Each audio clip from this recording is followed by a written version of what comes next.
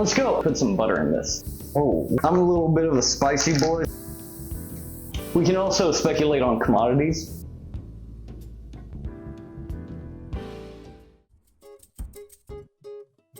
Hey, what's going on? You made it. Let's go. I've got some food planned for us. So we're gonna do some pulled pork sandwiches and get into some good stuff. Cool. So a stock is just an investment into a company. You buy a little bit of a share and it's pretty good. Dividends can be either high or low, or they can be frequent, or they can be rare. You can also invest in an ETF, which is not an individual company, but if you've got an idea that the tech industry is going up, for example, instead of buying a stock, then you can buy a tech ETF, and you're buying a little bit of a lot of different types of companies. Normally, these focus on one type of sector or industry. A fund in general is something that spreads your wealth and your investment across many different fields. A mutual fund is unique because it really is a broad thing that's managed by a company. You don't really have to manage it, but yeah, you still get the benefits of investing all over the place. Now, a hedge fund is kind of like a mutual fund, except it's managed by one person, while you, the investor, are purchasing a service from them. Normally, these are expensive though. It's a high barrier to entry. Otherwise, a mutual fund or different types of funds are a good way to go. Now, another good one is an index fund. And an index fund is essentially just investing in the overall performance of the market. Some big examples are the S&P 500 or the Dow Jones Industrial Average. You're just betting the stock market as a whole is going to go up. I'm going to put some butter in this. Oh, there we go. I gotta get some coleslaw ready. A bond is a loan that you can give to the government, and normally they're longer term, but you're paid back in interest. If you keep it throughout the whole time, you get the principal amount back, so that's really nice.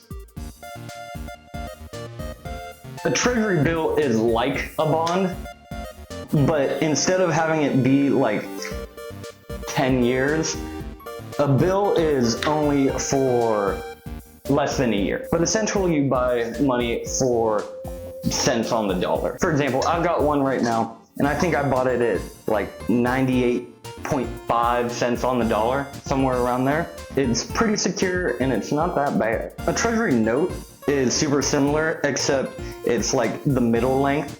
The difference between a Treasury Note, a Treasury Bill, and a bond are the length of time. The bonds are the longest, the bills are the shortest, and notes are the middle. Treasury inflation protected securities are also similar, except they just match inflation rates, so they hold their real value. Ooh, these are good. Insurance is here for financial security, right? There are bunches of different kinds of insurance, you know, home, travel, life, fire, accidental death and dismemberment, optical, erosion, earthquake, tenant, and it's just here so that it isn't as financially detrimental if something in the case of the unknown happens.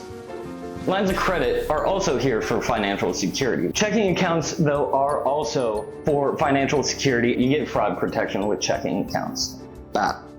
Savings accounts are low interest savings options. Certificates of deposit are high interest savings account. A 401k is an ultra high retirement savings account sponsored by a company, so you gotta be employed by someone who offers that pre-tax. A Roth IRA is similar to a 401k, but it is after tax, but you don't need a company. Individual retirement account IRA. Okay, these are looking pretty good. So we're gonna go over here. Boom, boom, boom.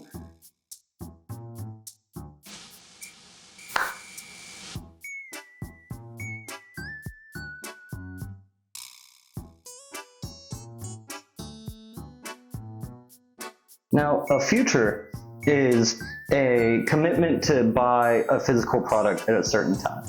So let's say we buy a futures contract for corn at $1 per pound, and we're going to buy 1,000 pounds of corn.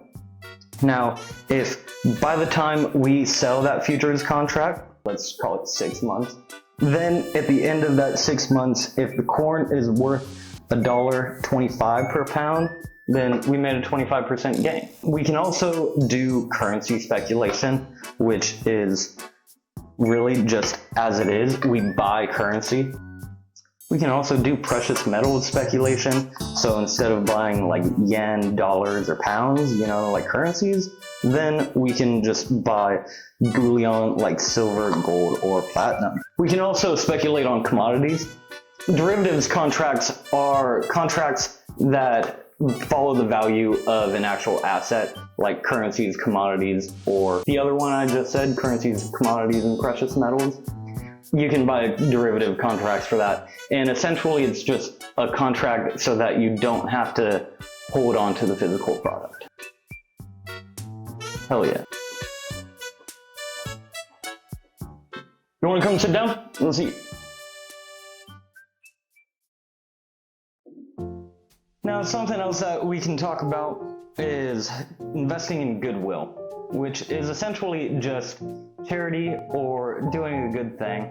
You could see it as karma, I guess. The only quantifiable benefit is if you do invest with a registered charity, then you do get a tax benefit, so there's that. But in reality, goodwill can be just as easy as buying a friend a meal. And really, the most valuable thing out of investing in this is a boost in morale or relationships. Another thing that we can invest in is inventory. What I mean by inventory is that it's entrepreneurial efforts. Now, the problem with this is that inventory is so close to the other category, and it's easy to classify things as inventory when really they aren't investments. Some examples of things that could be misclassified but just aren't investments are food. You could argue it is, but you just need it to live. Quality of life, or art that you have no interest in selling. Real estate is kind of similar in that it's entrepreneurial. However, real estate is just so prevalent that it's its own category.